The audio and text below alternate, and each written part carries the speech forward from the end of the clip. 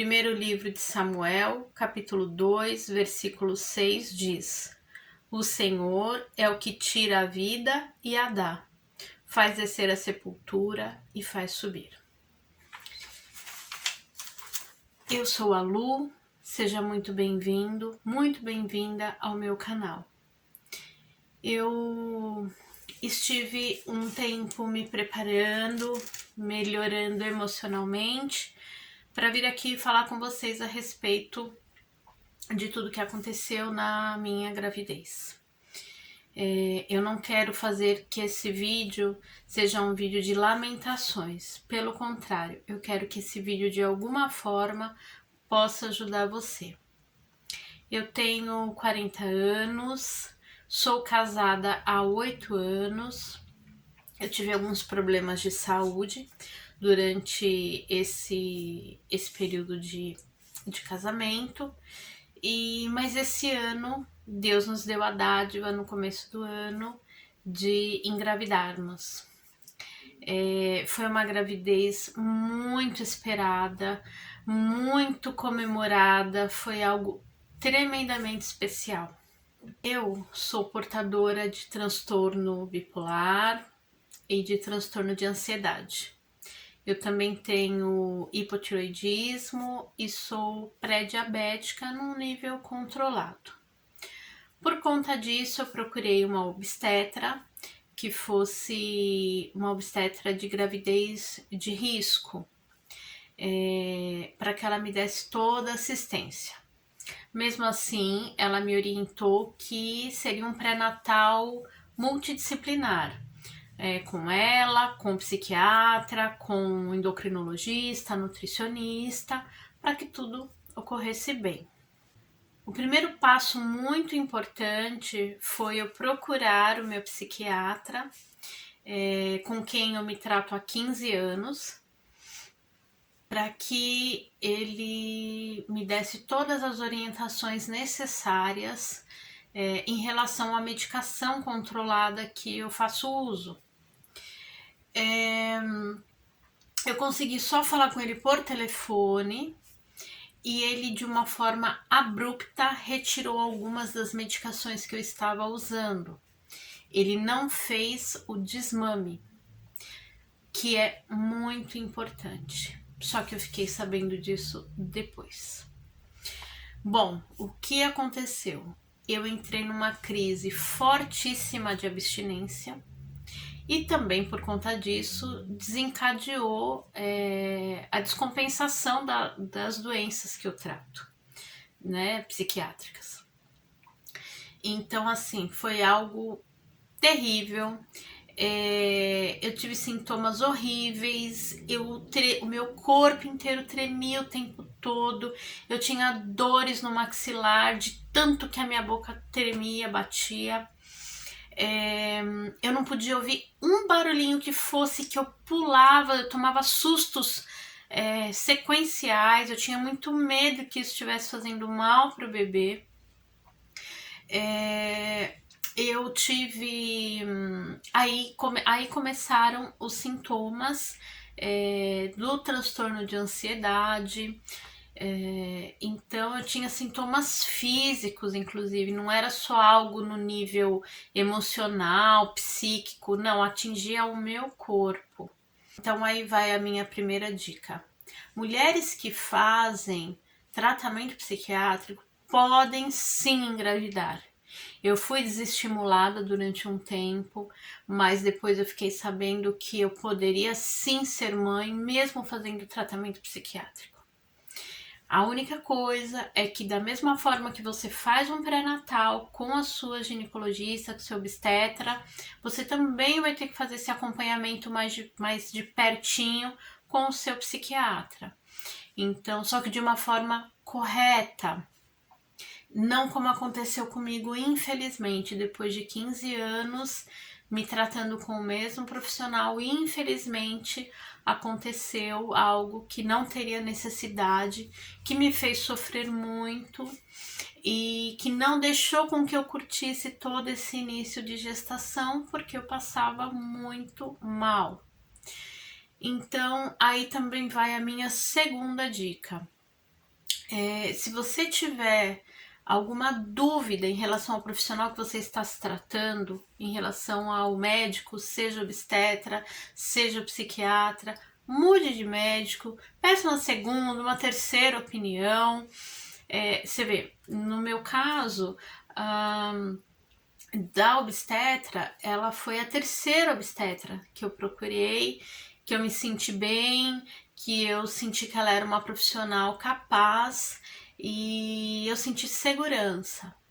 No caso do psiquiatra, depois de algumas pesquisas que eu fiz na internet, eu vi que estava acontecendo alguma coisa de errado, que aquilo não era normal. Então, e o meu médico, ele pegou Covid nesse meio tempo. Então acabou fazendo com que eu procurasse uma outra médica, plantonista até, e ela cuidadosamente entendeu o meu caso, pensou muito bem e ajustou a medicação. Isso fez com que eu melhorasse bastante a minha qualidade de vida, mas até aí eu já tinha passado semanas passando muito, muito mal. Eu não conseguia tirar o pé de casa para ir num mercado, numa padaria, em lugar nenhum, gente. Eu passei muito mal. E o que mais aconteceu comigo? Enquanto eu estava, um pouco antes de eu engravidar, eu estava fazendo um tratamento bem rigoroso para uma gastrite.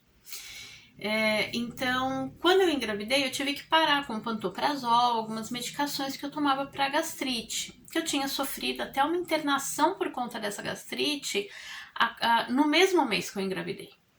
Então, juntou a gastrite, ter que parar as medicações para gastrite, mais os sintomas da gravidez, foi assim. Então foram muitas náuseas e o pior para mim não foram nem tanto as náuseas, mas era a azia, a queimação que eu sentia no estômago. Eu tentei tudo que vocês possam imaginar, assim, nada surtia efeito para mim. O que me dava um pouquinho de alívio, às vezes por minutos, era água gelada. Então eu sentava no sofá e tinha que ter água gelada o tempo inteiro para ir tomando um pouquinho, para ir aquilo aliviando um pouco. Por conta disso, eu acabei emagrecendo 4 quilos nesse trimestre, porque eu não conseguia comer, né? Tudo me fazia mal e eu começava a comer, tinha que parar na metade do prato, não descia, foi bem difícil. Porém, essa questão de emagrecer na gestação, no começo da gestação, ela é mais comum do que se parece. Inclusive até com a minha mãe aconteceu isso quando ela estava grávida de mim. Ela perdeu bastante peso no comecinho, né? Então isso não é algo tão preocupante assim. É mais desconfortável por tudo que eu passei, mas também devido à gastrite que eu já estava enfrentando. Então tudo ficou muito over, né? A questão da parte psiquiátrica, a questão da parte estomacal. Então, assim, foi bem puxado esse primeiro trimestre. Infelizmente, eu não consegui aproveitar muito, porque eu tava sempre passando mal. Então, foi um pouquinho complicado mesmo. Então, se você é uma paciente psiquiátrica, passou pelo que eu passei, ou com todos esses problemas estomacais, que até, né, como aconteceu comigo, veio já de um problema já anterior à gestação, pode deixar nos comentários o seu testemunho, o seu relato, que eu tenho certeza que pode ajudar muitas outras mamães. Bom, eu fiz 3 ultrassonografias ao todo. Eu fiz uma com 6 semanas, uma com 8 semanas e meia e outra com quase 11 semanas. Em nenhuma delas nós conseguimos ver o feto, ouvir o coraçãozinho bater.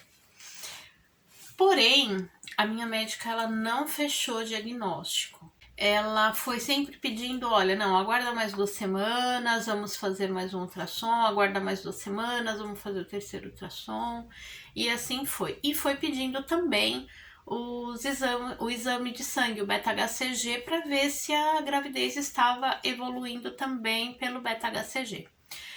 Por mais que a gente não estava conseguindo ver pelo ultrassom o feto e tudo, o meu beta-HCG, ele estava evoluindo, ele estava aumentando, ele não parou, ele não diminuiu, como acontece com algumas mulheres, né?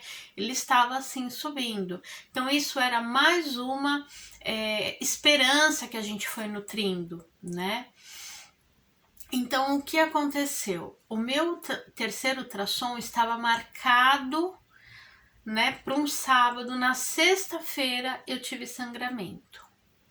Eu entrei em contato com a minha médica, ela pediu para que eu fosse para o pronto-socorro. Chegando lá, a médica do pronto-socorro, a ginecologista de lá, pediu para fazer o ultrassom lá. Como eu ia ter que fazer um no dia seguinte, eu falei, eu já faço por aqui. E fazendo, realmente, como eu disse, no terceiro ultrassom também não deu para ver o feto, nem o coraçãozinho bater. Foi muito difícil, porque a gente estava numa esperança muito grande nesse terceiro ultrassom.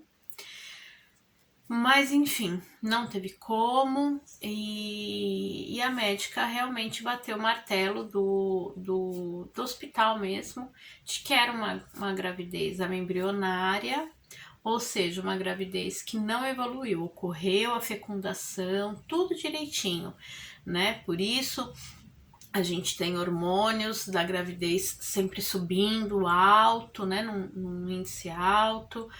Foi formado o saco gestacional, ele estava no tamanho direitinho, a vesícula vitelínica também, porém o bebê ele não desenvolveu.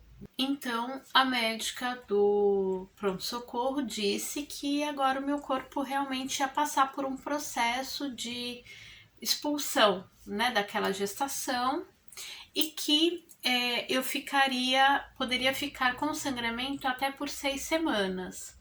Passo um anti-inflamatório para me ajudar nas cólicas, né, que iriam acontecer, e me mandou para casa.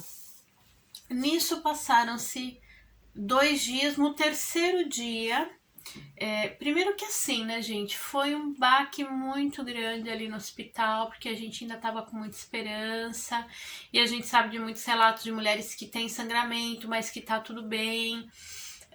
Então assim, foi muito, muito difícil, como quem passou por isso sabe o quanto é difícil. Mas eu não sabia que poderia ser mais difícil ainda. Porque o que aconteceu comigo?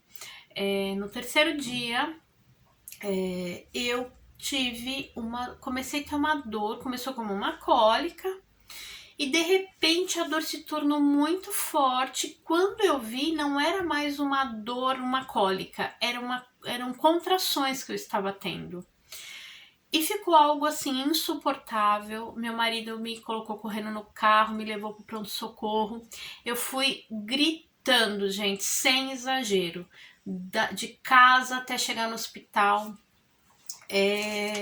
Foi assim, surreal a dor. Essa acho que é a palavra. E essas contrações, elas estavam acontecendo com menos de 1 minuto de uma para outra. Então assim, eu não tinha tempo praticamente de respirar, e aí já vinham outras e outras. Assim, eu cheguei no hospital, eles me colocaram muito rápido na cadeira de rodas, já me levaram para emergência, me colocaram na maca. E nisso já pegaram minha veia, já me colocaram no Buscopan Contramal. Foi a mesma coisa que água, gente. Não adiantou nada, nada, nada. E eu gritando.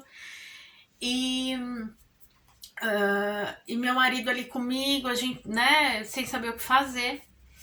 Até que aí veio o ginecologista de plantão falar comigo. E ele disse o seguinte: você está em trabalho de parto. Sim, trabalho de parto, mesmo que para um aborto.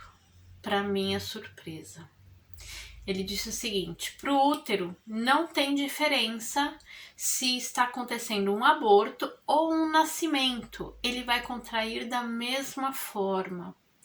Então, ele até comentou, ele falou, olha, eu posso até te dar morfina, mas não vai resolver enquanto o trabalho de parto não terminar.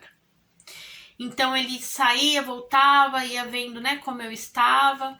Ele chegou a comentar de uma curetagem, mas falou, não, eu ainda não tô decidido se a gente faz isso mesmo ou não. Até que ele falou assim, olha, talvez seja bom a gente fazer um ultrassom. Ele falou, não, eu vou fazer um exame de toque para ver se o seu útero está aberto e não tem necessidade, né, de me remover até o primeiro andar, que era para fazer o ultrassom e tudo, né, no estado que eu estava, né. E ele fez o exame de toque, eu nem percebi porque a dor era tão grande. Ele virou as costas, eu dei um grito, gritei o nome do meu marido. E aí eu senti uma bola saindo, assim. E foi quando, na verdade, eu não quis ver, né, exatamente o que saiu, como que foi. Meu marido olhou e, sabe, ficou muito mexido na hora. As contrações pararam na hora. Só ficou um pouco de cólica, mas as contrações terminaram naquele momento. Então, meu marido chamou o médico, o médico veio, né, comentou, olha, ainda você tá sangrando ainda, e eu sentia, né, que eu estava sangrando, o sangramento não estancou mesmo depois do ocorrido. Então ele falou, olha, então realmente é melhor a gente fazer uma curetagem, eu te internar, para que eu não corresse o risco de ter alguma infecção, para que realmente limpasse todo o útero ainda desse sangue que ainda estava descendo, para eu não ter problemas futuros. Então, assim, eu quero até deixar aqui o meu agradecimento ao Hospital Nipo Brasileiro aqui de São Paulo, que foram extremamente humanos, desde a recepção do hospital, a enfermagem, o médico, a equipe da internação, todos. Assim, foram muito, muito humanos comigo. Eu só tenho do que agradecer a Deus e a eles. Rapidinho saiu a minha internação, mesmo em tempo de Covid, gente, que o hospital tá lotado, que não tinha vaga para internação, eles estavam transferindo todo mundo e eles arrumaram uma vaga para mim. Nisso, rapidinho, eles já me arrumaram para eu subir para o centro cirúrgico obstétrico. Eu subi, o anestesista chegou e falou, olha, a gente vai aplicar hack, mas você quer ficar acordado ou você quer dormir? Eu falei, ai, doutor, eu quero dormir, eu tô muito exausta de tudo, emocionalmente e fisicamente. Sabe, quando parece que você não tem mais forças para nada. Ele falou, então tá bom. Eu não contei até 10, eu dormi e quando eu acordei, a curetagem já tinha sido feita, eu não senti me aplicarem a hack, eu não tive dor, foi uma grande bênção essa parte da história, né? Porque eu já tinha sofrido muito e Deus me poupou de mais um sofrimento na hora da curetagem. Eu passei muito bem daí aquela madrugada, graças a Deus, o sangramento parou, as dores também ficaram controladas. E aí no dia seguinte me deram alta. Então aqui vai a minha terceira dica. Não faça uma curetagem logo de cara. Ah, tô de 7 semanas e ainda não consegui ver o meu bebê, não ouvi o coraçãozinho batendo, então o médico quer fazer curetagem. Gente, não faça. Procura um segundo médico, um terceiro médico, espera um pouquinho, faz outro ultrassom com 8 semanas, com 9. Às vezes você teve uma ovulação tardia, por isso que não está batendo a data, na verdade, aquelas semanas, na verdade você está com menos semanas. Eu vi muitos relatos assim na internet, inclusive até vi um relato de uma moça que ela se internou para fazer a curetagem e quando foram fazer o último ultrassom antes da curetagem, viram o feto e ouviram o coração do bebê batendo. Então, assim, quantas curetagens não são feitas por aí de um bebezinho que tá vivo? Então, assim, não façam de imediato, né? Se o seu médico bateu o martelo, então procure um segundo médico. Como a dica que eu dei anteriormente, procura outra opinião médica. Agora eu tô fazendo reposição de ferro, né? A médica pediu para que eu fizesse por 3 meses. Tô tomando complexo B, vitamina D, não paramos com o ácido fólico devido ao desejo que nós temos de engravidar novamente. E a médica pediu um descanso aí pro útero de 3 meses. Então já se passou um mês, agora eu tenho mais 2 meses para poder voltar a tentar engravidar novamente. Agora eu queria deixar uma mensagem do meu coração para o seu coração. No livro bíblico de Jó, no capítulo 1, versículo 21, ali está relatando que Jó perdeu todos os seus filhos de uma única vez num desastre natural.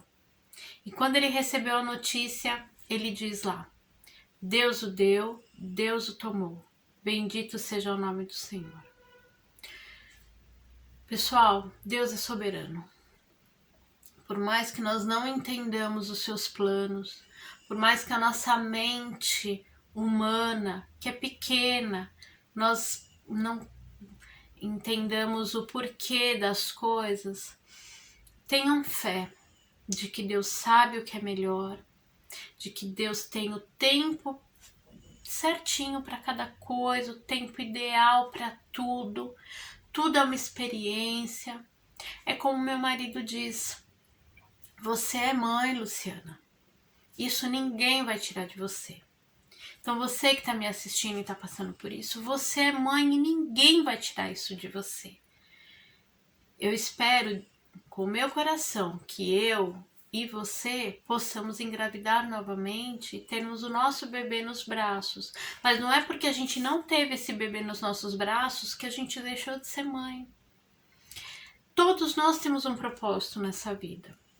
Até o meu endocrinologista falou isso quando ficou sabendo do aborto espontâneo que eu tive.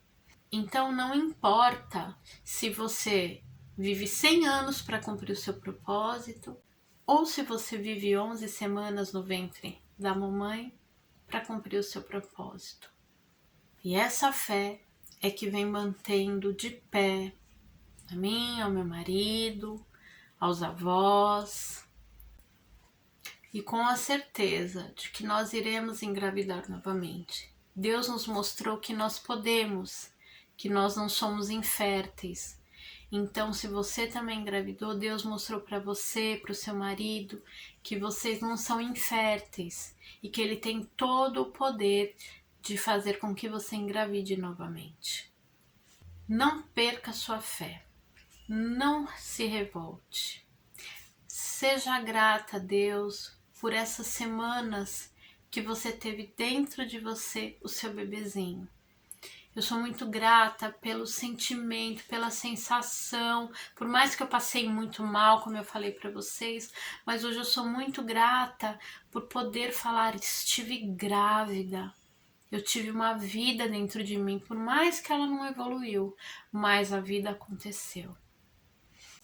E eu encerro com o texto que está lá no livro de Ruth, no capítulo 4, versículo 13, que diz: assim tomou Boaz a Ruth e ela passou a ser sua mulher. Coabitou com ela e o Senhor lhe concedeu que ela concebesse e teve um filho.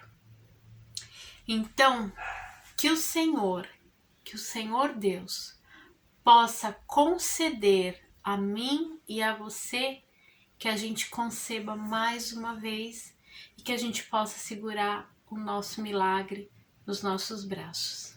Que Deus te abençoe, um beijo no seu coração, e se te edificou de alguma forma, se te ajudou de alguma forma, compartilhe esse vídeo para que ajude outras famílias, outras mulheres.